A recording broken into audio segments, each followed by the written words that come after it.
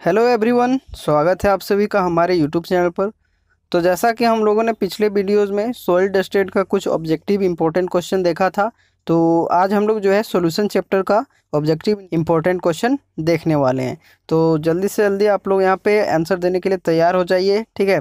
और जिन लोगों को पता है वो आंसर अपने सोच के वहाँ पे रखेंगे, फिर मैं अपना जो है आंसर वहाँ पे बता दिया करूँगा। तो चलिए देखते हैं यहाँ पे हम लोग अपना क्वेश्चन को, और जल्दी से जल्दी वीडियो को ज़्यादा से ज़्यादा शेयर कर दीजिए ताकि और भी लोगों को यहाँ से ऑब्जेक्टिव में हेल्प मिल सके। तो चलिए यहाँ पे फर्स्ट क्वेश्चन जो है पूछा गया है कि which of the following is incorrect for an ideal solution. Ideal solution के लिए यहाँ पे कौन सा जो है ऑप्शन जो है क्या है, इनकरेक्ट है, मतलब सही नहीं है, ठीक है। जैसा कि यहाँ पे दिया गया डेल्टा एच मिक्स बराबर 0, डेल्टा भी मिक्स बराबर 0, डेल्टा पी जो कि यहाँ पे होता है P observe P calculated equal to 0, delta G mix 0। तो यहाँ पे आप लोगों को बताना है कि इसमें से इनकरेक्ट कौन सा है आइडियल सॉल्यूशन के लिए, ठीक है। तो जैसा कि आप लोगों को पता है कि डेल्टा एच मिक्स तो आइडियल सॉल्यूशन के लिए 0 होता है, डेल्टा भी मिक्स भी यहाँ पे 0 होता है, और यहाँ पे डेल्टा पी ऑब्जर्व्ड या फिर उसको जब कैलकुलेटेड यहाँ पे डेल्टा पी निकालते हैं तो वो भी वहाँ पे 0 होता है, लेकिन जो डेल्टा जी मिक्स होता है वो 0 को इक्वल नहीं होता है। तो जिसके कारण इसका राइट आंसर क्या हो जाएगा, ऑप्शन डी हो जाएगा इसका राइट आंसर, ठीक है। तो आशा करता हूँ ये क्वेश्चन आप लोगों को पता होगा और आपने अच्छे तरीके से इसका जवाब भी दिया होगा। तो चलिए बढ़ते हैं अपने नेक्स्ट क्वेश्चन की तरफ।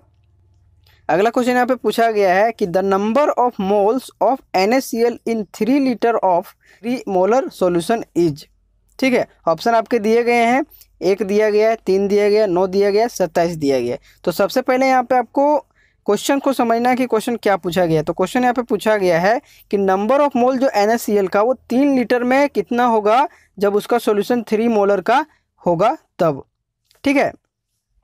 तो यहाँ पे अगर हम लोग देखें कि 3 मोलर का मतलब अगर हम लोग समझने की कोशिश करें तो 3 मोलर का मतलब क्या होगा कि 3 मोल जो है वो कितना में प्रेजेंट है, 1 लीटर सॉल्यूशन में प्रेजेंट है। बेसिकली हम लोग क्या बोलते हैं मोलर को कि the number of mole of solute present in 1 litre of the solution, basically यही हमारा मोलरिटी भी होता है। तो 1 लीटर में हमारा 3 मोल प्रेजेंट है, तो वही यहाँ पे पूछा गया कि 3 लीटर में कितना NaCl का मोल प्रेजेंट होगा। तो मल्टीप्लाई करेंगे तो बेसिकली यहाँ पे हमारा राइट आंसर क्या हो जाएगा, ऑप्शन सी हो जाएगा, जो कि क्या है 9 है। तो ये बहुत ही अच्छा क्वेश्चन था, कॉन्सेप्ट वाला क्वेश्चन था। तो ऐसे क्वेश्चन आपके एग्जामिनेशन में पूछे जा सकते हैं, इसको आप लोग अच्छे तरीके से समझिए, ठीक है। अगला क्वेश्चन यहाँ पे देखते हैं कि क्या चीज़ है, और उसको आप लोग अच्छे तरीके से सॉल्व कीजिएगा। और आशा करता हूँ ये भी क्वेश्चन आप लोगों के लिए बहुत इंटरेस्टिंग रहा होगा और बहुत सारे लोगों ने इसको सॉल्व किया होगा, ठीक है। तो चलिए अगले क्वेश्चन की तरफ यहाँ पे बढ़ते हैं। अगला क्वेश्चन यहाँ पे पूछा गया है कि if molality of dilute solution is doubled, dilute solution का अगर मोलैलिटी को डबल कर दिया जाता है the value of molar depression constant, basically जिसको KF बोलते हैं, वो क्या होगा, ठीक है। ऑप्शन आपके दिए गए हाफ, ट्रिपल्ड, अनचेंज्ड, डबल, ठीक है। तो इसका आप लोग जल्दी से राइट आंसर बताइए, ठीक है। तो इसका राइट आंसर जो होगा ऑप्शन सी हो जाएगा, अनचेंज्ड। ऐसा क्यों, क्योंकि जो हम लोग जानते हैं कि डेल्टा TF इक्वल टू होता है KF इंटू जो आपका है मोलैलिटी। तो यहाँ पे पूछा गया कि मोलैलिटी को अगर डबल किया जाता है तो डाइल्यूट सॉल्यूशन में, तो वहाँ पे मोलर डिप्रेशन कांस्टेंट बेसिकली जो KF हमारा था, है ना, बेसिकली अगर कहें तो delta TF equal to KF into M। तो वही चीज़ पूछा गया कि ये जो KF है इस पर यहाँ पे क्या प्रभाव पड़ेगा अगर इसके मोलैलिटी को डबल कर दिया जाए। तो मोलैलिटी को अगर डबल किया जाएगा तो KF पर तो कोई यहाँ पे आपको प्रभाव देखने को नहीं मिलेगा, ठीक है, क्योंकि ये चीज़ डबल आपका वैल्यू ज़्यादा हो जाएगा। तो KF पर यहाँ पे कोई भी वैल्यू आपको देखने को नहीं मिलेगा, जिसके कारण यहाँ पे क्या होता है, अनचेंज हो जाता है, ठीक है। ऑप्शन सी इसका राइट आंसर हो जाएगा। अगले क्वेश्चन की तरफ यहाँ पे हम लोग बढ़ते हैं। अगला क्वेश्चन यहाँ पे पूछा गया कि the sum of mole fraction of all the component of a solution is, जो मोल फ्रैक्शन का सम होगा सभी कंपोनेंट जितना भी सॉल्यूशन में होगा, तो बेसिकली सॉल्यूशन में क्या प्रेजेंट होते हैं, सॉल्यूट प्लस सॉल्वेंट होते हैं। तो उसका पूछा गया कि सम मोल फ्रैक्शन का क्या होगा, किसके बराबर होगा। तो यहाँ पे ऑप्शन दिया गया equals to 1, less than 1, greater than 1, और लास्ट आपका ऑप्शन है नन, ठीक है। तो क्या होगा इसका राइट आंसर, ये चीज़ आपको बताना है। तो जैसा कि आपको पता है मोल फ्रैक्शन बराबर क्या होता है, जो आपका सोल्यूट का वहाँ कह सकते हैं प्लस सॉल्वेंट का होता है, इसके बराबर कितना होता है, 1 होता है। तो basically mole fraction equal to कितना हो जाएगा, 1 हो जाएगा। इसका राइट आंसर ये हो जाएगा ऑप्शन। तो ये चीज़ आपको पता भी होगा कि आपने पढ़ा भी होगा कि सम ऑफ मोल फ्रैक्शन बेसिकली जहाँ पे देखने को मिले किसके बराबर होता है, 1 के बराबर होता है, ठीक है। तो आशा करता हूँ ये क्वेश्चन आप लोग बहुत अच्छे तरीके से इसका भी जवाब दिए होंगे। अगले क्वेश्चन की तरफ यहाँ पे बढ़ते हैं। अगला क्वेश्चन पूछा गया है कि अमंग द फॉलोइंग सबस्टांसेस, कुछ सबस्टांस नीचे दिया गया है, उसमें से बताना है the lowest vapour pressure is exerted by. Lowest vapour pressure किसके द्वारा एक्सर्ट किया जाएगा? तो सबसे पहले तो आपको वेपर प्रेशर समझ में आना चाहिए। तो अगर आप वेपर प्रेशर को समझते होंगे तो वहाँ से आपको आराम से ये क्वेश्चन करने में सुविधा हो जाएगा, आसानी से इस क्वेश्चन को आप लोग कर दोगे। तो इसका ऑप्शन दिया गया, वाटर दिया गया है, अल्कोहल दिया गया है, ईथर दिया गया, मरकरी दिया गया है।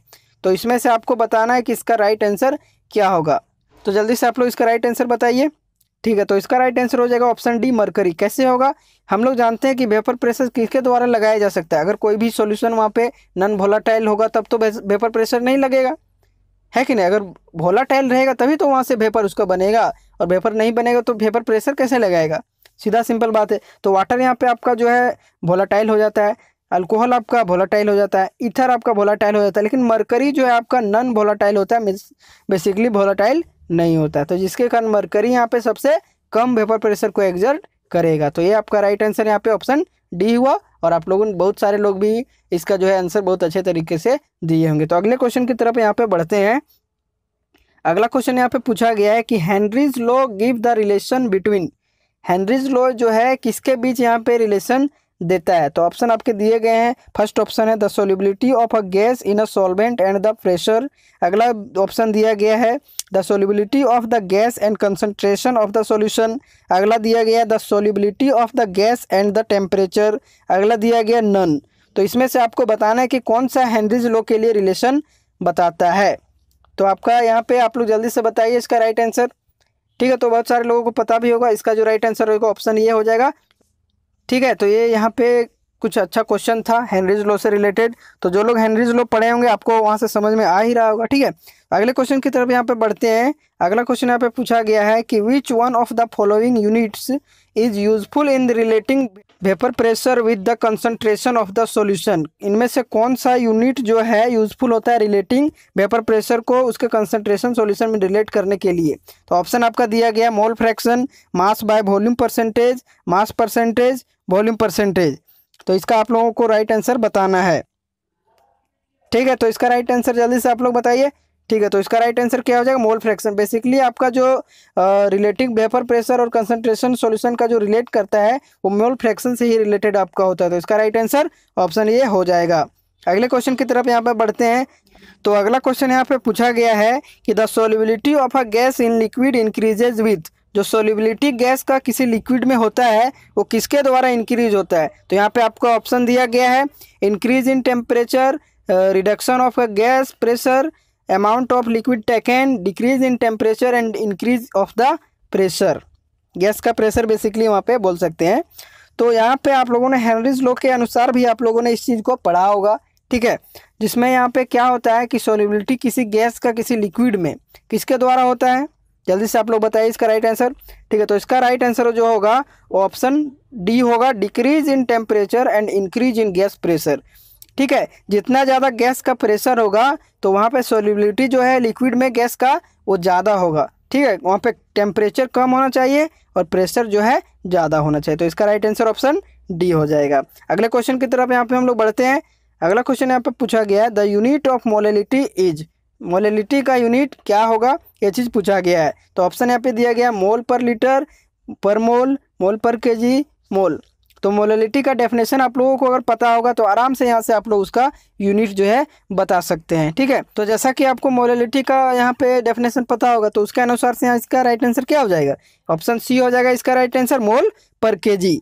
पर केजी में जितना मोल प्रेजेंट होता है सोल्यूट का वही चीज़ यहाँ पे उसका मोलेलिटी होता है। तो ये भी क्वेश्चन बहुत ही अच्छा था, इसको तो मुझे लगता है कि सभी लोगों ने आसानी से इसका आंसर दिया होगा। तो ये बहुत ही अच्छा क्वेश्चन आज यहाँ पे करा रहा हूँ। ठीक है, तो आशा करता हूँ बहुत सारे लोग इसका राइट आंसर भी एकदम अच्छे तरीके से क्वेश्चन को देखते हुए आप लोगों ने दिया होगा। तो अगले क्वेश्चन की तरफ बढ़ते हैं और ये आज हमारा लास्ट क्वेश्चन होगा इस सॉल्यूशन चैप्टर से।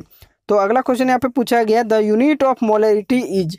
अभी हमने मोलेलिटी का यूनिट देखा था, अभी हमको यहाँ पे मोलेलिटी का यूनिट पूछा गया। ऑप्शन भी सेम है, मोल पर लीटर, पर मोल, मोल पर केजी, मोल। तो मोलेलिटी का आपको अगर डेफिनेशन याद होगा तो आसानी से आप यहाँ पे उसका यूनिट बता सकते हैं, है ना। तो इसका जो राइट आंसर हो जाएगा वो क्या हो जाएगा? ठीक है, ठीक है, जल्दी बताइए। मोल पर लीटर, तो इसका राइट आंसर मोल पर लीटर ऑप्शन ये होगा, जो कि आप लोगों ने सही उत्तर दिया है। ठीक है, तो चलिए इस वीडियो को आज यहीं पे रखते हैं और आशा करता हूँ ये क्वेश्चन आप लोगों को बहुत ही अच्छा लगा होगा। डिफरेंट डिफरेंट क्वेश्चन यहाँ पे आप लोगों को देखने को मिला होगा और आपने अच्छे तरीके से इसका आंसर भी दिया होगा। तो चलिए इस वीडियो को यहीं पे रखते हैं और ज़्यादा से ज़्यादा बस वीडियो को शेयर कीजिए और वीडियो अच्छा लगा हो तो बस एक लाइक कर दीजिए। लाइक कीजिएगा तो मुझे भी मोटिवेशन मिलेगा और आगे भी क्वेश्चन आप लोगों को कराता रहूँगा। ठीक है, तो बस ज़्यादा से ज़्यादा शेयर कीजिए, सपोर्ट कीजिए चैनल को और चैनल पर नए हो तो यार सब्सक्राइब करके जाओ। ठीक है, सब्सक्राइब करोगे तो बेल आइकन भी जरूर दबाना, ताकि जितना भी आपका वीडियो मिलेगा वो तुरंत आपके नोटिफिकेशन में वहाँ पे शो करे और आप लोग उस वीडियो को देख सको। तो चलिए आज के लिए इतना ही, मिलते हैं अगले वीडियो में। यहाँ तक आप सभी का धन्यवाद।